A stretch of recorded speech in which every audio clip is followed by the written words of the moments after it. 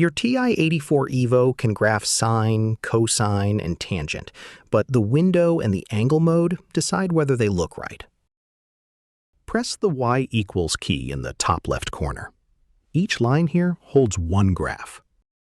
Press the sine key, then the X key for Y1 equals sine of X. Press graph. The wave is there, but it's squeezed into a thin band across the middle. That's the standard window, and it isn't built for waves. There's a zoom made just for trig. Press the zoom key to open the zoom menu. Choose 7, ZTrig, and it sizes the window to a wave, so the curve fills the screen. ZTrig gives one fixed frame. To choose your own view, set the window by hand. Press the window key.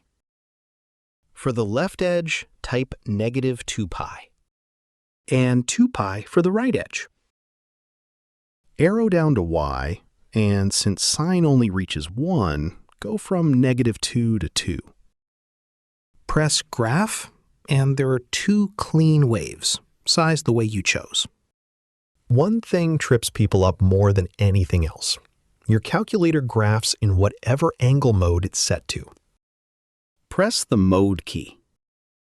Arrow over to degree and press enter, just to see what happens. Press graph, and the same wave goes flat, because now the mode and the window don't match. Press zoom and 7 again, and ZTrig refits the window to degree. So if a trig graph ever looks off, check your mode. That's it. More TI-84 Evo tutorials at calcplex.com.